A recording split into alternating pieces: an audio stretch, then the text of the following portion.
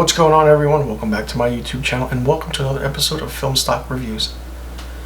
In this episode I will be reviewing Night Stalker, The Hunt for a Serial Killer, which is a limited series on Netflix that spans 4 episodes, with each episode being 45 minutes to 48 minutes long.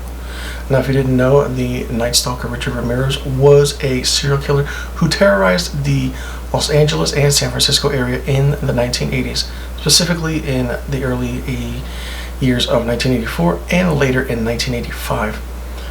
This is a very much in-your-face limited series, and I do want to say it's not for the faint of heart.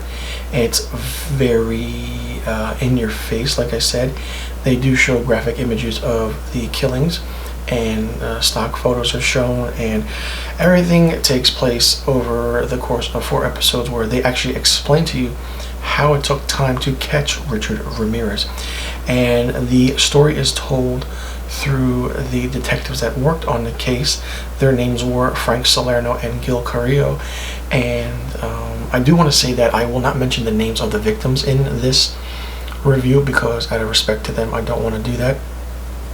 But you see the side of what goes into the mind of a serial killer. Of course, people always say, like, oh, why do you read serial killer things, or why do you read serial killer books or anything like that? Oh, you're going to become a serial killer. That's not the point. Reading and watching these things, it goes to show, like, the psyche aspect of it. Why do they do this? What rages them to do stuff like this? You know, and what makes them want to do more? Of course, he killed so much as more, like maybe 34, crimes he committed that were murder, sexual assaults, and robbery. He had a whole rap sheet of list of things. It's interesting because a lot of people out there do watch things like this, and I want to say that I'm one of them, because shows like Manhunter and other shows that show how serial killers work really is the aspect of, okay, we see how this stuff works, but then what goes into that, and what goes into the making of these men, these women doing things like this. Of course, you might think, oh, serial killers are only prone to men. They're not. And there's also women serial killers out there, and who are much more not well known. But Night Stalker is a interesting Netflix true crime docu-series, and it's popular, and it's definitely going to garner up more true crime docu-series that are on Netflix and that people want to check out. And it goes into great detail of the evidence that was brought in, what the LA residents and the San Francisco residents in the 1980s were going through at this time. And not only is one of these detectives well known, Frank Salerno was also the one who caught the Hillside Strangler, and he was part of that case. So in the 1970s or early 80s, and then he goes on to this, becomes a part of the Night Stalker, case, and it's just crazy and weird. And when you watch this, you just go to like, what the fuck and what is happening? And over the course of time, it took 3.5 years to convict Richard Ramirez for the crimes that he committed. But 3.5 years. He was supposed to be put on a death penalty, but that didn't happen. But then he dies in prison from cancer. Listen, I'm surprised that motherfucker didn't die sooner because of the crimes he committed and the sexual assaults he did to young children, because he got what he deserved. And sadly, cancer did take him away. Okay, great, that's fine, whatever. But it just goes to show that certain aspects of things are, God works in mysterious ways, so to speak, because how this was done was different. How the director captured this footage was really interesting, showing the crime scene evidence, the footage, the way things played out, how things played out, and the true aspect of how the filmmaking was done was interesting, how the interview was done. People are upset about this true crime docu-series because they didn't get the aspect of, oh, we only got things from the detective's point of view, or how they planned out. Well, yeah, you want that. I don't want to know anything about Richard Ramirez. We find out what kind of person he was in the 4th episode and the last episode of how he became who he became. And hey, it's nothing to be surprised about. I'm really curious to see what Netflix does next with their true crime docuseries, because there are some that are good and there are some that are not good.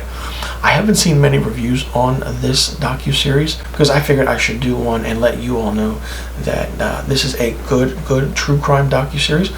But it's not for the, like I keep saying, the faint of heart. It's very graphic, it's very in your face, and you just feel enraged at the things that he did to these people, and those things should have been done to him. So an eye for an eye, hey, that's what I go by, and that's what I go for. If you do something to one person, that same thing should be done onto you, because you just don't do that. But he got what he deserved, and like I said, hey, it's entertainment. This is much more of an entertainment piece than it is anything else. And if you want something to put on and watch, this is something to put on and watch, and it's entertainment.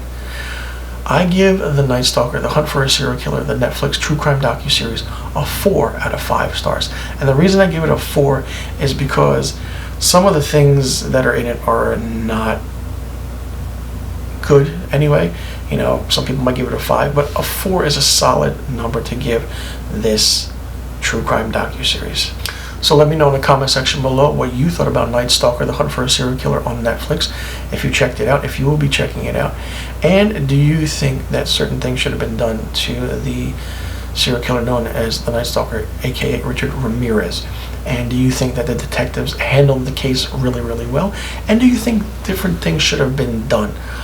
And like I said, I don't want to get into the aspect of detective work or anything like that.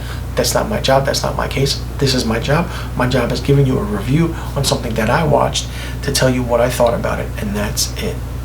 And be sure you click that subscribe button and hit that notification bell for new videos on my channel. And you know where to follow Marchio Productions and me, Mr. Filmstock. I'll leave a link to all the social media accounts in the description box below. You guys can check it out and follow along. I'm Anthony. Thanks for tuning in.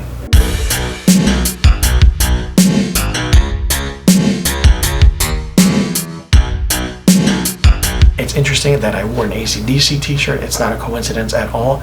And as I started doing this, I realized, well, when you watch this true crime docuseries, you'll know why, and you'll know what I mean when I mean AC/DC.